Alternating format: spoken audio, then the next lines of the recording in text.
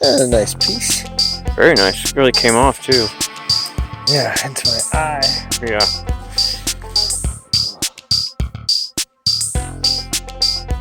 Always wear eye protection.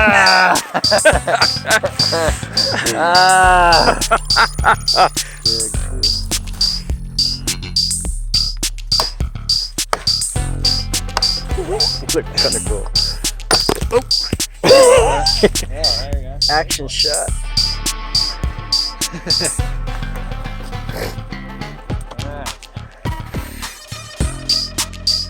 And we'll leave those two for future generations.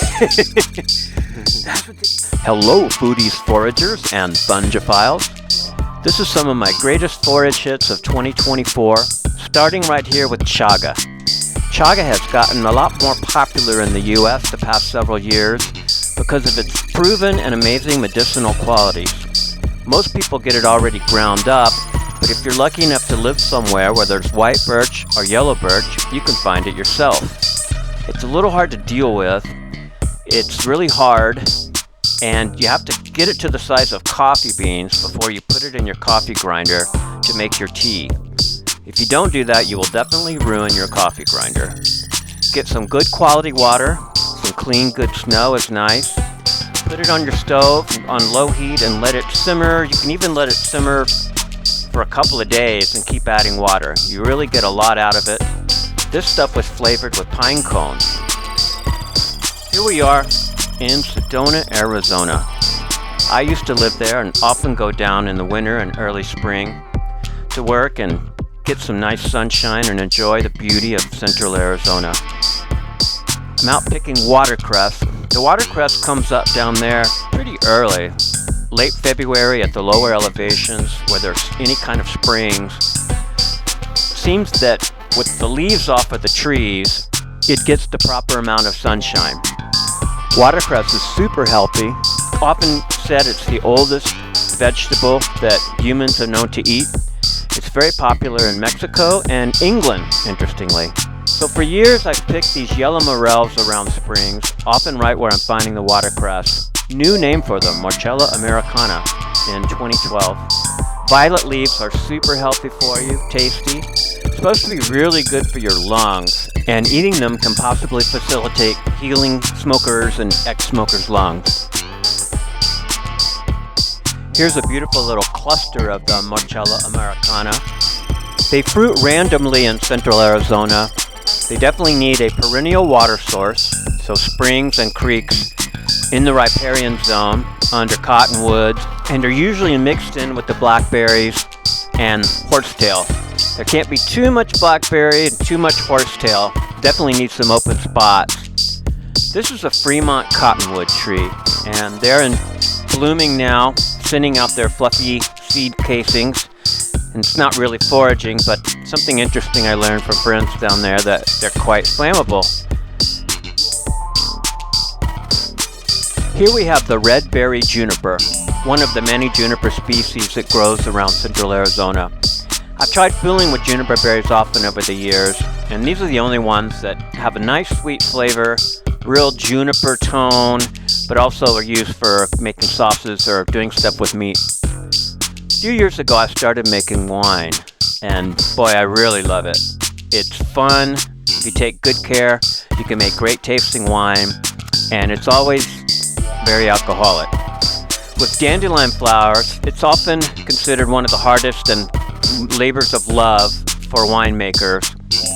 You have to get all of the yellow petals off, and no green, no stem, no green around the petals at all to make a good tasting, clean, yummy wine. Winter's over, spring has begun. Headed back to northwest Montana, right in the middle of morel season. Wasn't a lot of fires last year, but enough to find the elusive and mysterious green morel this year. I have a separate video on those you can check out. This year I started making mugolio. Mugolio is a pine cone syrup made in Italy from the specific Mugolio pines. There's no real name in America for this, so I'm just calling pine cone syrup Mugolio. You have to find the immature cones right when they first start coming out. You want to find them before they start drying out, but then we're also big enough to have some size to them.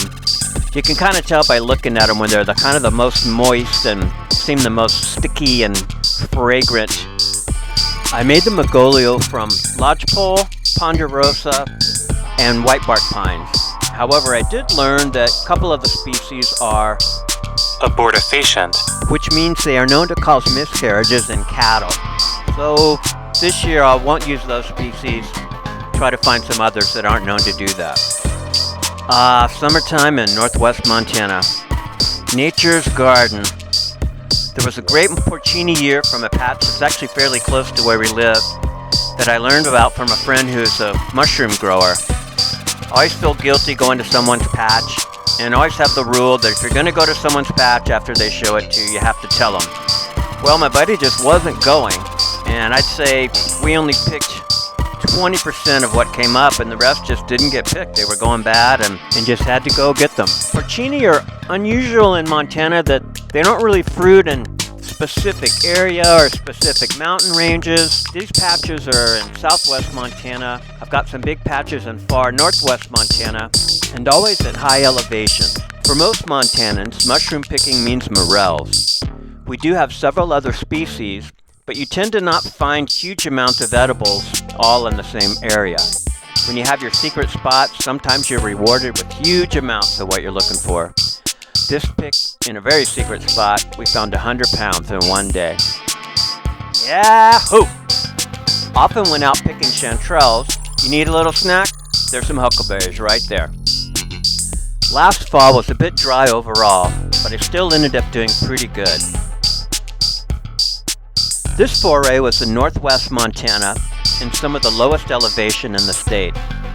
The grand fir forests, though there's not a lot of mature grand fir left, seem to produce a lot of interesting species that we don't really get anywhere else in the state. These beauties are Cantharellus cascadensis, or the Cascade chanterelle. They're a lot more yellow than other chanterelles, and they get a lot bigger. They're maybe not quite as fragrant as some of the high elevation chanterelles, but you can find a lot of them often, and they also grow with lobster mushrooms. It was pretty dry in this area, but we got a little bit of rain at the right time, and those mature grand fir forests really seem to hold the moisture. That one right there had like a gilled upside down mushroom coming out of the top. It's always fun to find truffles and truffle-like mushrooms. Many people don't realize that truffles are everywhere. Deserts, mountains, plains, you just never see them. You gotta look where the squirrels have been digging. If you find one, break it open and see if it has any truffle smell. I don't believe there's any poisonous truffles in North America. This area also produces lobster mushrooms. Even when it's a dry year, there's fog on the river, and that seems to be enough for them to go ahead and fruit. I'll admit I'm not a huge fan of lobster mushrooms, but many chefs like them and have many friends that also like to eat them. Lobsters need to be really clean before cooking. There's always a lot of dirt and debris, and if the weather's dry and cool like this day, it's a good time to set them out. This is a haul over there, elderberries, which there's a second species over in far northwest Montana, lobsters, the Cascade shanties, and one bear tooth, which is the wild version of lion's mane. Super good, tasty, and healthy. Well, those were some of my best forays of 2024.